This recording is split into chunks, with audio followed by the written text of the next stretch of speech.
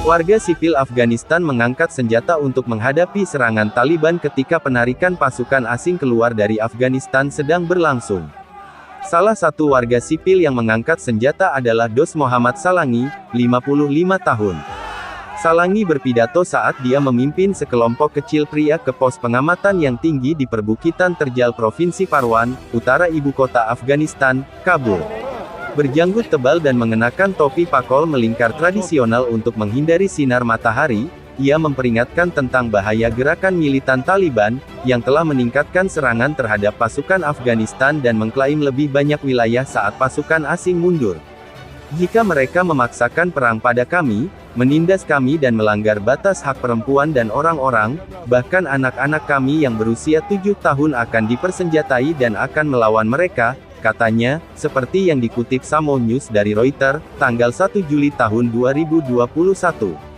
Salangi adalah salah satu dari ratusan mantan pejuang, mujahidin, dan warga sipil yang merasa harus mengangkat senjata untuk membantu tentara mengusir pemberontakan Taliban yang berkembang.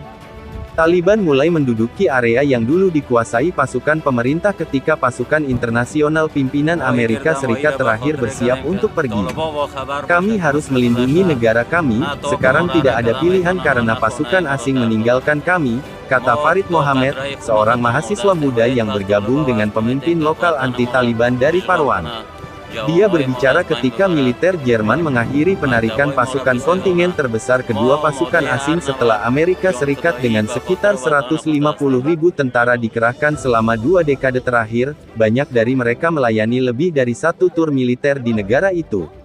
Presiden Amerika Serikat Joe Biden dan NATO mengatakan pada pertengahan April mereka akan menarik sekitar 10.000 tentara asing yang masih berada di Afghanistan pada tanggal 11 September peringatan 20 tahun serangan terhadap World Trade Center di New York yang mendorong misi tersebut. Utusan PBB untuk Afghanistan mengatakan minggu ini bahwa Taliban telah mengambil lebih dari 50 dari 370 distrik dan diposisikan untuk mengendalikan ibu kota provinsi. Dipersenjatai terutama dengan senapan serbu tua, pistol dan peluncur granat, orang-orang seperti Salangi dan Mohammed telah bergabung dengan pemilik toko dan pedagang lokal sebagai bagian dari pasukan pemberontakan publik yang dibentuk secara longgar mencoba untuk merebut kembali beberapa daerah tersebut. Ajmal Omar Sinwari, juru bicara pasukan pertahanan dan keamanan Afghanistan, mengatakan warga Afghanistan yang ingin mengangkat senjata melawan Taliban sedang diserap ke dalam struktur pasukan tentara teritorial. Tetapi beberapa analis politik memperingatkan meningkatnya risiko kembalinya perang saudara karena lebih banyak kelompok mengangkat senjata. Dihadapkan dengan meningkatnya kekerasan, Presiden Ashraf Ghani mengunjungi Washington pada Juni untuk bertemu Joe Biden, yang menjanjikan dukungan Amerika Serikat ke Afghanistan, tetapi mengatakan warga Afghanistan harus memutuskan masa depan mereka sendiri. Pembicaraan untuk mencoba dan menemukan penyelesaian politik di Afghanistan telah terhenti, meskipun Kepala Dewan Perdamaian Afghanistan mengatakan mereka tidak boleh ditinggalkan meskipun ada gelombang serangan Taliban.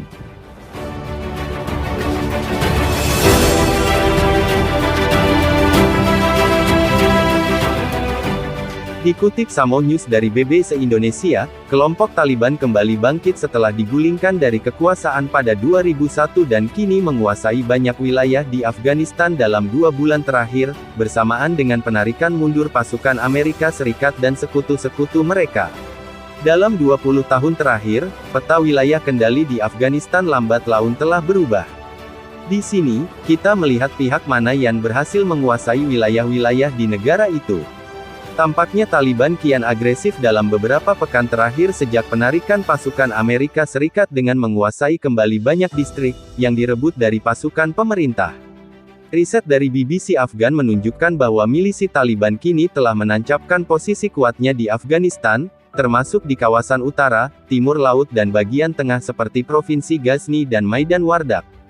Mereka juga kian dekat dengan kota-kota besar seperti Kunduz, Herat, Kandahar, dan Laskargah.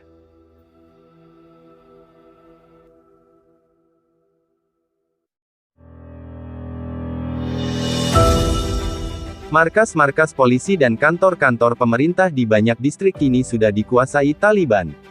Pasukan Amerika Serikat dan sekutunya di NATO serta para mitra koalisinya di kawasan berhasil menumbangkan kekuasaan Taliban pada November tahun 2001. Kelompok Taliban dituding melindungi Osama bin Laden dan sejumlah pimpinan Al-Qaeda lainnya yang terkait dengan rangkaian serangan teror di Amerika Serikat pada tanggal 11 September tahun 2001. Walau ada kehadiran pasukan internasional selama bertahun-tahun di negara itu, dengan kucuran uang miliaran dolar untuk mendukung dan melatih pasukan Afghanistan, tetap tidak bisa menghancurkan Taliban, yang berhasil memobilisasi lagi kekuatan mereka dan kian kuat di wilayah-wilayah terpencil. Wilayah pengaruh mereka berada di sebelah selatan dan barat daya, seperti di Provinsi Helmand, Kandahar, Uruzgan, dan Zabul. Mereka pun menancapkan pengaruh kuat di wilayah Bukit Faryab di barat laut dan wilayah pegunungan Badakhshan di timur laut. Kajian BBC pada 2017 menunjukkan bahwa Taliban telah berkuasa penuh di sejumlah distrik. Namun penelitian itu juga menunjukkan bahwa mereka sudah aktif pula di banyak wilayah lain Afghanistan, melancarkan serangan tiap pekan dan bulan di beberapa wilayah, sehingga kekuatan mereka kian besar dari perkiraan sebelumnya.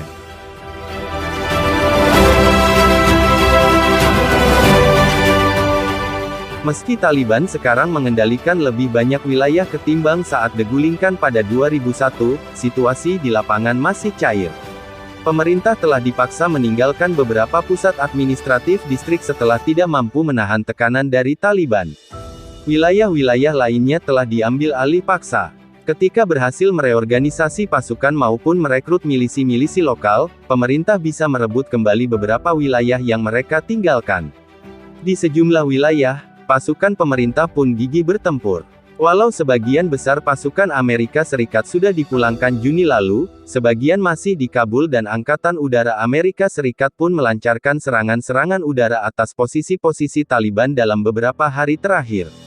Pasukan pemerintah Afghanistan sebagian besar bertahan di kota-kota dan distrik-distrik yang terletak di dataran atau lembah-lembah sungai, yang dihuni banyak penduduk. Sedangkan wilayah-wilayah yang sudah dikuasai Taliban rata-rata berpenduduk lebih sedikit, tidak sampai 50 orang per kilometer persegi di banyak wilayah. Pemerintah mengaku telah mengirim bala bantuan ke semua kota besar yang diancam Taliban dan telah menerapkan jam malam selama sebulan di hampir penjuru negeri dalam rangka menanggulangi serangan Taliban itu. Walau mereka tampaknya kian dekat di beberapa kota seperti Herat dan Kandahar, Taliban masih belum bisa menguasainya. Namun kendali mereka atas banyak wilayah telah memperkuat posisi dalam bernegosiasi dan juga dalam mendapatkan pemasukan dalam bentuk pajak dan pampasan perang. Sudah banyak warga sipil yang tewas akibat konflik selama paruh pertama tahun ini. PBB menuding Taliban dan elemen anti-pemerintah lainnya bertanggung jawab atas sebagian besar kematian atas 1.600 warga sipil. Kontak senjata Taliban dengan pasukan pemerintah juga telah memaksa banyak warga mengungsi, sekitar 300.000 orang kehilangan tempat tinggal sejak awal tahun ini. Badan PBB Urusan Pengungsi atau UNHCR mengatakan gelombang baru pengungsi di penjuru Provinsi Badakhshan, Kunduz, Balkh, Baghlan dan Tahar terjadi sejak Taliban menguasai banyak wilayah di kawasan-kawasan itu. Banyak orang yang mengungsi dari desa mereka dan ada yang kembali beberapa hari kemudian dan ada pula yang masih mencari tempat tinggal baru untuk sekian lama.